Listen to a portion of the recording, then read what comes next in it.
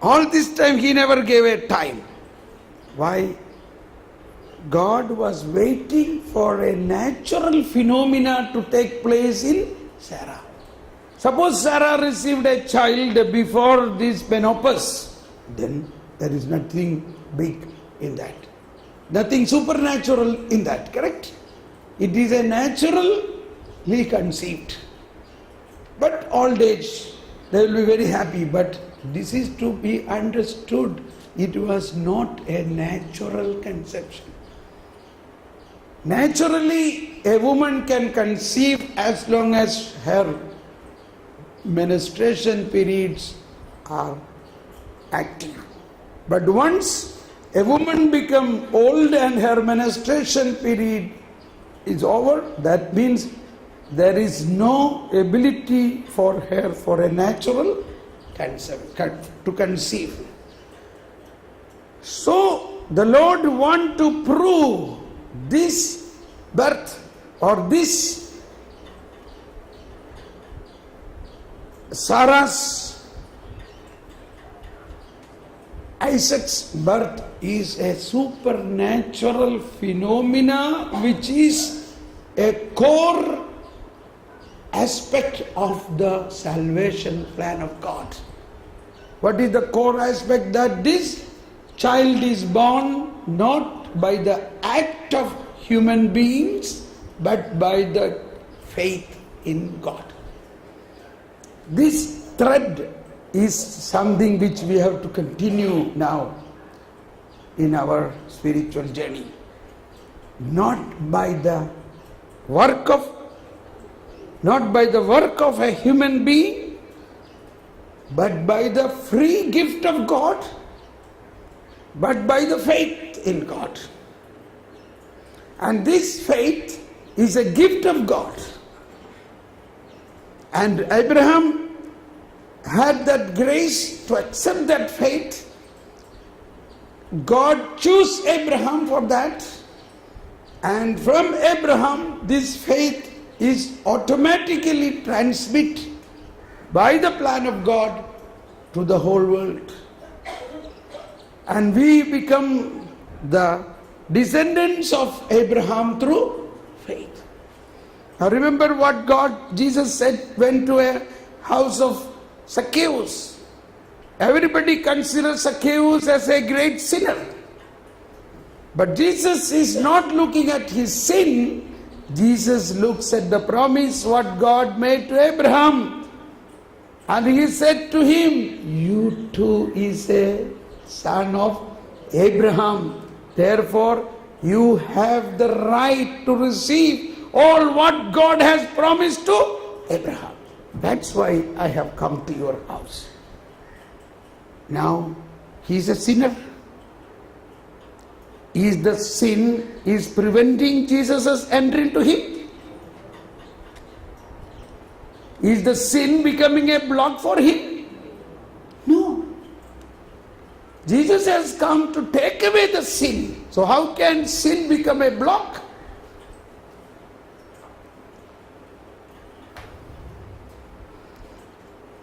Right from Abraham. Abraham was a sinner. In Abraham, the original sin is existing. Was he baptized? These questions are just to make some points clear. Was he a Jew? No. Okay. We will learn more about all that aspect probably if there is time. So Abraham believed, faith. Faith is the transmitting point, transmitting line of the righteousness of God. That is why Isaiah 51 said, those who pursue justice. Those who pursue justice. Listen to me, you who pursue justice. Those who pursue righteousness of God, listen to me. Look to that rock. From which you were hewn. നിന്നെ വെട്ടിയെടുത്ത പാറയിലേക്ക് നോക്കുവിൻ. So you and me have to look that from where I got this faith. I got the faith from God through Abraham. Now second, what are the contents of that faith? And this is what we have to learn. This is what the teaching means. We must know. You bought a new computer. You began to start operation. How will you operate it? You should know, first of all, what are the programs in this? What are the softwares loaded in this? You have to install all that softwares. You have to activate all of them. Then it starts functioning. So you must know what are the contents in the faith what God has given to Abraham. And all that contents are transmitted into me because I am a piece of that rock. Praise the Lord. Even God has seen me when at the time of Abraham, when he saw those stars, I was one of that star. And the first part of the content of the faith was Abraham could believe all what God speak will happen. That is the faith God has given to Abraham. So, even when, everybody raise your hand, praise you Jesus, thank you Jesus. Oh, it's already 1 o'clock. Oh. We will just wind up now with this.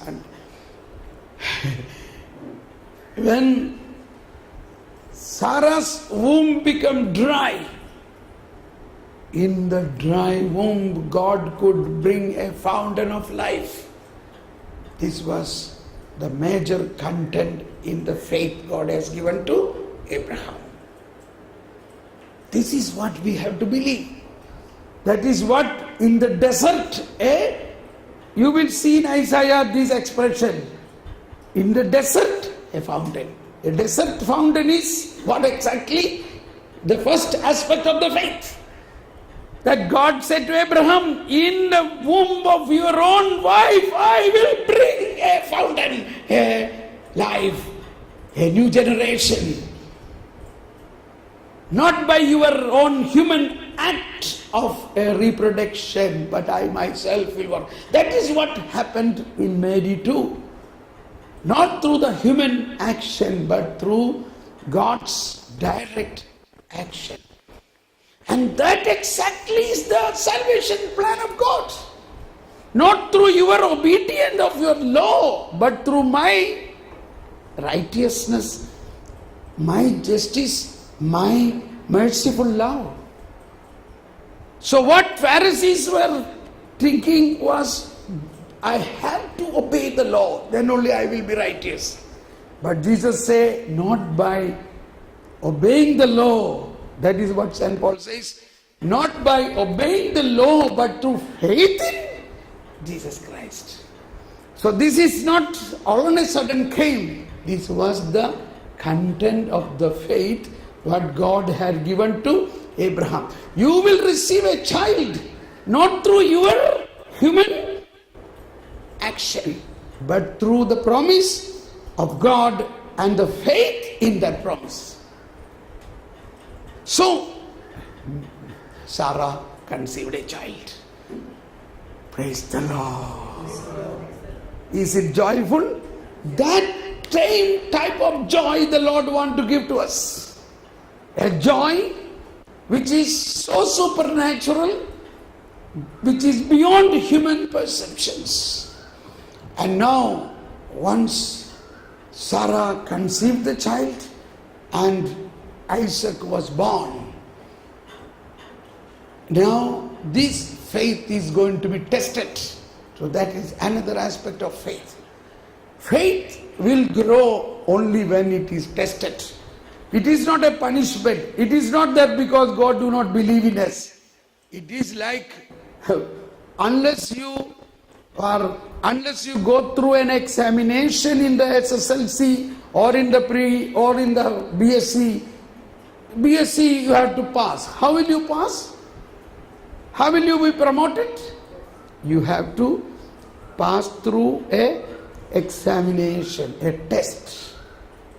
And in that test, so the test is for promoting you, not to demote you.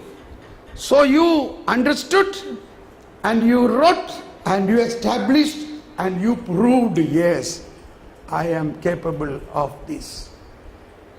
I am capable to have this degree. Okay, so you are passed.